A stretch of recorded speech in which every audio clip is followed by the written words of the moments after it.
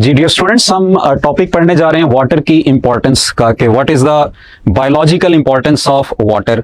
सबसे पहले हम इसके कुछ बेसिक फीचर्स को देख लेंगे वाटर से रिलेटेड जो आपने ऑलरेडी पढ़े हैं। इन फीचर्स की तरफ मैं आ जाता हूं। Number 1, this is the most abundant component of the cell. कोई भी लिविंग ऑर्गेनिज्म है, सेल है, उसका मोस्ट अबंडेंट कंपोनेंट वाटर होगा। तो इसलिए आपसे अगर ये क्वेश्चन पूछ लें कि ह्यूमन बॉडी का सबसे abundant component that will B water, किसी सेल के बारे में पूछ लें कि उसका abundant component that will B water, अगर आपसे क्वेश्चन पूछ लें कि साइटोप्लाज्म का मेजर कंपोनेंट क्या होगा, दैट विल बी वाटर। तो कोई भी बॉडी फ्लूइड है, ब्लड है, साइटोप्लाज्म है, लिम्फ है, उसका मोस्ट अबंडेंट कंपोनेंट वाटर कहलाएगा। दूसरा हम कैरेक्टर यूज करते हैं कि it is the medium of life. अब ये इसको क्यों कहा जाता है? बिकॉज आपने पढ़ा हुआ है कि life is characteristic combination of different characteristics, different chemical reactions, और ये सारे के सारे रिएक्शंस एक्वस मीडियम के अंदर हो सकते हैं। That aqueous medium is provided by the water. तो इसलिए अगर वाटर नहीं होगा तो लाइफ एग्जिस्ट नहीं कर सकती। That's why we call it as it is the medium of life. इसकी परसेंटेजेस को अगर हम देखें तो लिविंग ऑर्गेनिजम्स के अंदर इट कॉन्स्टिट्यूट अबाउट 65 to 89%। ठीक है, कुछ बुक्स के अंदर 70 to 90% भी लिखा होता है। तो ये इसकी जनरल रेंज है कि लिविंग ऑर्गेनिजम्स में ये इसका प्रोपोर्शन होगा। अब इन ऑर्गेनिजम्स के अंदर किसी लेवल पर इसकी अमाउंट ज्यादा होगी, किसी टिश्यू के लेवल पर इसकी अमाउंट कम होगी। हमारे सामने दो एग्जांपल्स इसकी प्रेजेंट हैं। One are the bone cells that contain less amount of water, और कितना वाटर यहां पे मौजूद होता है? अप्रोक्सीमेटली 20%। इसके अपोजिट ब्रेन सेल्स की तरफ अगर हम जाएं तो it contains larger amount of water, approximately 85% के करीब वाटर मौजूद होता है ब्रेन सेल्स के अंदर। अब हम वाटर के कुछ इंपॉर्टेंट कैरेक्टर्स को देख लेंगे that are associated with the living organisms, जो बायोलॉजिकली बहुत इंपॉर्टेंट रोल प्ले करते हैं। उनमें सबसे पहला कैरेक्टर हमारे सामने मौजूद होगा इसकी पोलर नेचर का। ये आपको पता है कि water is a polar molecule, it has poles, और इसलिए यहां पर ये पोलर इंटरैक्शंस भी डेवलप होंगे। डिफरेंट इंटरैक्शंस को आप अभी आगे पढ़ेंगे।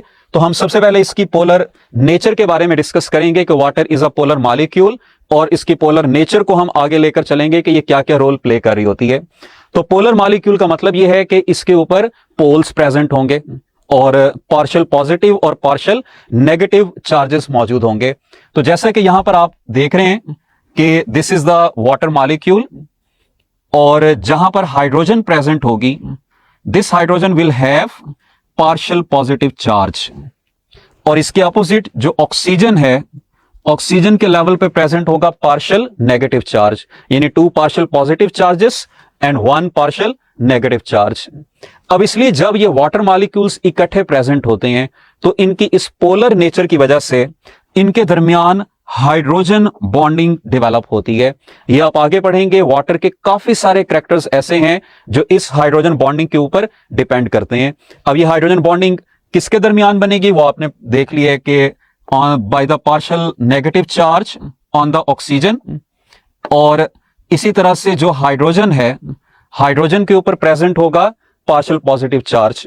तो ऑक्सीजन का पार्शियल नेगेटिव चार्ज और हाइड्रोजन का पार्शियल पॉजिटिव चार्ज ये आपस में लिंक होंगे। इस लिंकेज को हम कहेंगे हाइड्रोजन बॉन्ड। ये वाटर मॉलिक्यूल्स के दरमियान एग्जिस्ट करेगा। अब इस पोलर नेचर और हाइड्रोजन बॉन्डिंग की वजह से कौन कौन से इंपॉर्टेंट फीचर्स डेवलप होंगे वो हम उनको 1 by 1 स्टडी करेंगे। उनमें सबसे पहले हम आ रहे हैं इसकी सॉल्वेंट प्रॉपर्टीज की तरफ। आपने ये ऑलरेडी पढ़ा होगा कि वाटर के लिए टर्म हम यूज करते हैं यूनिवर्सल सॉल्वेंट की। यूनिवर्सल सॉल्वेंट का मतलब ये है कि ये बहुत ज्यादा सॉल्यूट्स को अपने अंदर डिसॉल्व कर लेता है।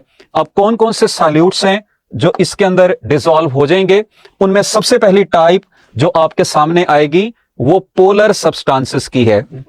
आपने पढ़ा हुआ है कि लाइक डिसॉल्व्स लाइक, तो पोलर पोलर में डिसॉल्व होगा, नॉन पोलर नॉन पोलर में डिसॉल्व होगा। तो सबसे पहली प्रॉपर्टी हम यहां पर सॉल्यूशन से रिलेटेड ये पोलर सब्सटेंसेस की पढ़ते हैं। जैसे ग्लूकोज को आपने पढ़ा हुआ, it is a polar molecule, ये वाटर के अंदर इजीली डिसॉल्व हो जाएगा, वाटर के अंदर सॉल्युबल होगा। और इसकी सॉल्युबिलिटी वाटर में किस चीज पे डिपेंड करेगी? हाइड्रोजन बॉन्डिंग के ऊपर। यानी पोलर सब्सटेंसेस जो वाटर में डिसॉल्व होंगे तो they will make hydrogen bond with the water molecule. इसी तरह से नेक्स्ट हम चलते हैं चार्ज पार्टिकल्स की तरफ, आयोनिक सब्सटेंसेस की तरफ। जैसा कि आपने सोडियम क्लोराइड को पढ़ा हुआ है, जब भी सोडियम क्लोराइड को वाटर के अंदर हम ऐड करेंगे ये डिसॉल्व हो जाएगा अपने आयंस के अंदर, यानी सोडियम आयन में और क्लोराइड आयन के अंदर। सोडियम आयन को आपने याद रखना है कि इसको सराउंड कर लेगा उसका नेगेटिव पोर्शन, क्योंकि आपको पता है कि सोडियम पे पॉजिटिव चार्ज प्रेजेंट होता है, क्लोराइड पर नेगेटिव चार्ज प्रेजेंट होता है।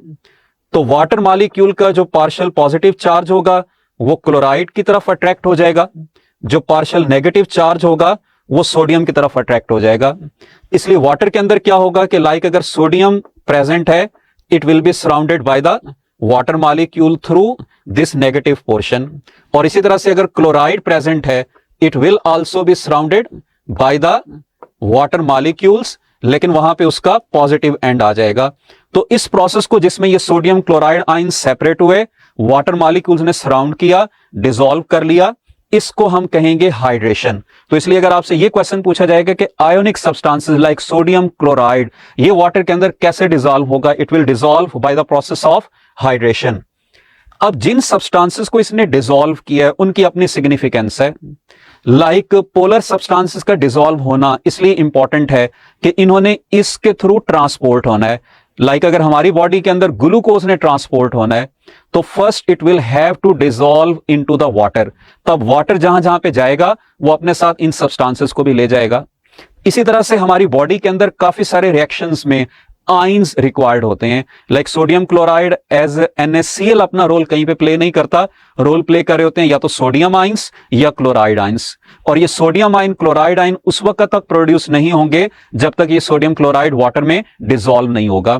तो ये आपने याद रखना है कि सॉल्युबिलिटी की इंपॉर्टेंस क्या है, क्या वाटर रोल प्ले करता है as being the polar substance.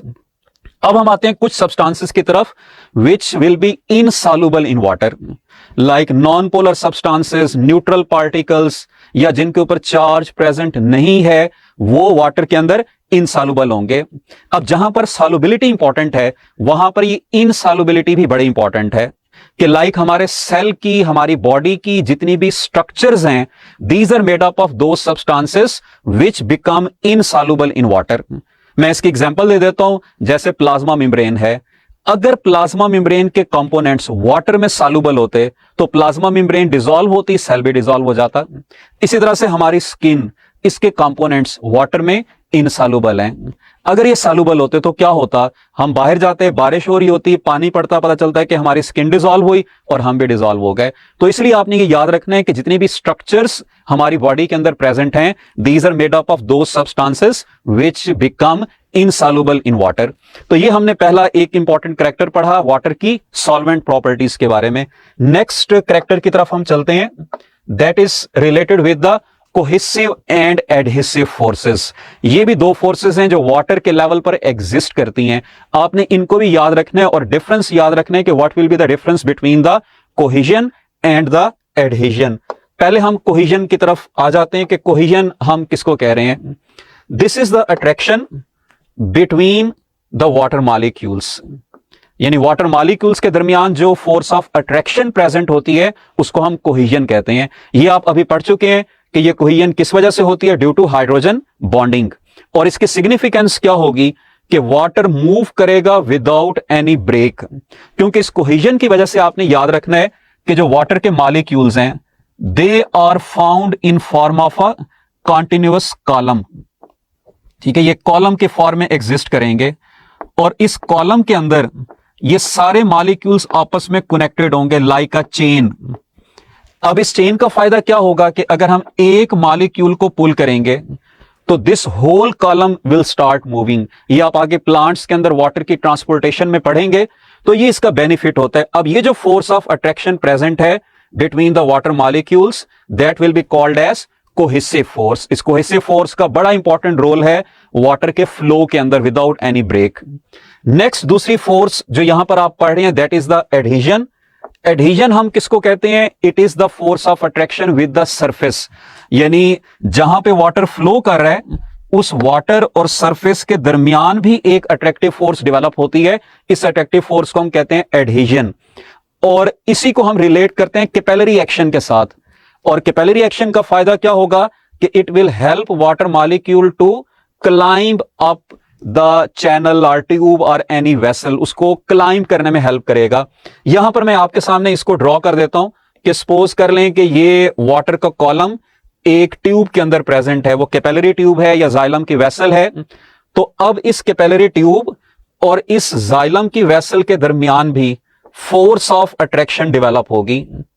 इस फोर्स ऑफ अट्रैक्शन को हम कहेंगे एडहीजन, और ये एडहीजन क्या करेगी?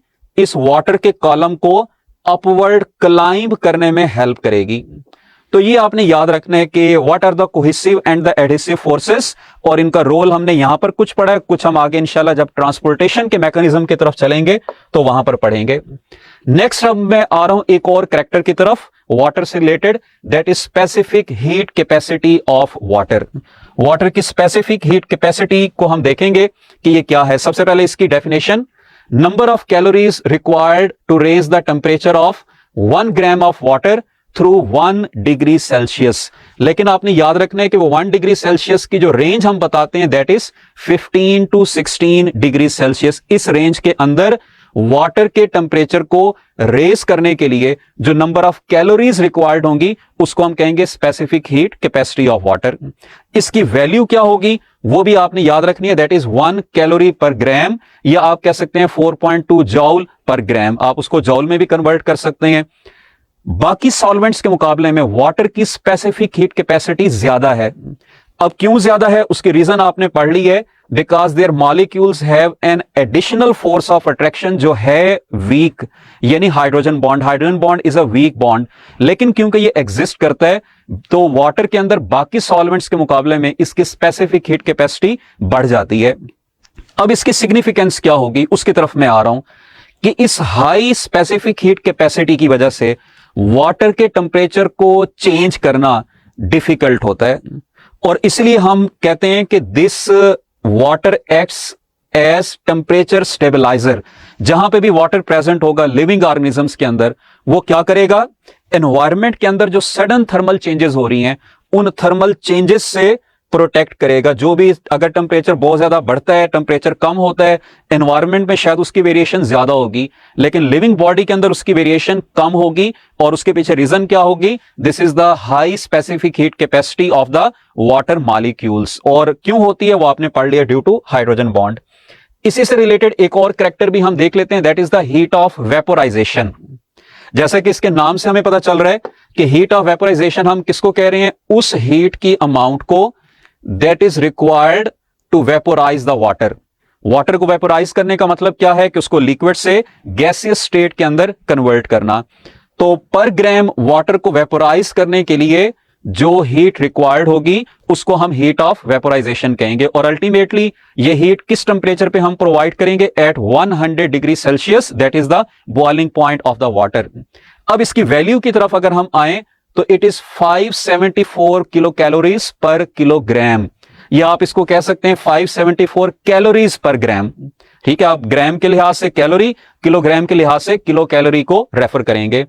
ये भी बाकी सॉल्वेंट्स के मुकाबले में हाई है वाटर के केस में। और क्यों हाई है? अगेन सेम रीजन होगी, due to hydrogen bonding between the water molecules.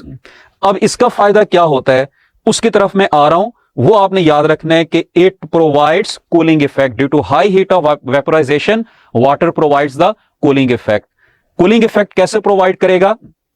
कि जैसे ही लिविंग ऑर्गेनिजम्स की बॉडी से वाटर इवेपोरेट होगा, लाइक हमारी बॉडी से स्वेटिंग के जरिए या प्लांट्स में से ट्रांसपायरेशन के जरिए, तो जब भी वाटर इवेपोरेट होगा वो अपने साथ हीट को भी कैरी करेगा, हीट को भी लेकर जाएगा।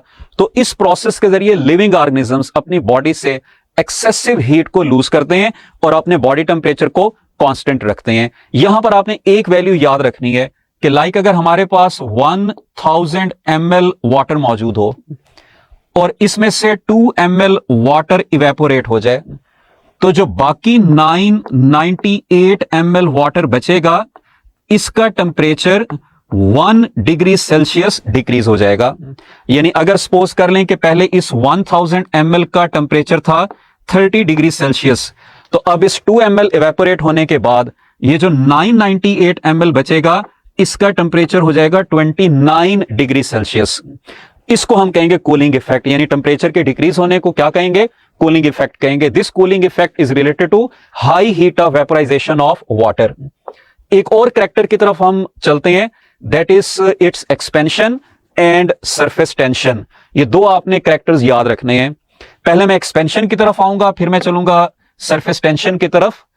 वाटर 4 डिग्री सेल्सियस टेम्परेचर पर एक्सपैंड करता है और 4 डिग्री सेल्सियस पर यह कन्वर्ट हो जाता है आइस के अंदर। आइस का मतलब है कि सॉलिड वाटर होगा, और इसलिए आपने याद रखना है कि जब ये एक्सपैंड होगा तो it will become less dense, और लेस डेंस होने की वजह से ये आइस हमेशा सरफेस पर फ्लोट करके आ जाती है। अब जब ये सरफेस पे आएगी तो इसका फायदा क्या होगा कि ये इसके नीचे जो वाटर मौजूद होगा उसको फ्रीज होने से रोकेगी, स्पेशली उन कंट्रीज में जहां पर टेम्परेचर फ्रीजिंग पॉइंट से फॉल करता है। वहां पर वाटर के जो लिविंग ऑर्गेनिजम्स हैं वो कैसे सर्वाइव करते हैं? इस फिनोमिना की वजह से कि उनका बॉटम का वाटर का टेम्परेचर कांस्टेंट रहेगा, वो ज्यादा डिक्रीज नहीं होगा। और उसकी रीजन क्या है कि आइस फ्लोट करके सरफेस पे आ जाएगी, वहां पर ये इंसुलेटर का काम करेगी, मजीद टेम्परेचर को डिक्रीज नहीं होने देगी। इसी तरह आपने याद रखना है कि water has high surface tension. अब इस सरफेस टेंशन का ज्यादा बेनिफिट क्या होता है कि it forms a thin film on the membranes of the cells, और इसकी वजह से these membranes are always kept moist. जैसा कि आप एल्वियोलाई के केस में पढ़ते हैं कि वहां पर वाटर का एक करैक्टर मौजूद होता है, वाटर उस कवरिंग्स के ऊपर थिन मेम्ब्रेन की फॉर्म में मौजूद होता है, and this moist surface is essential for the exchange of gases. तो ये करैक्टर हम वाटर के साथ रिलेट करते हैं, इसकी सरफेस टेंशन का, मेम्ब्रेन्स के ऊपर आने का, और डिफरेंट सब्सटेंसेस की ट्रांसपोर्टेशन में हेल्प करने का, बाय कीपिंग देम मॉइस्ट।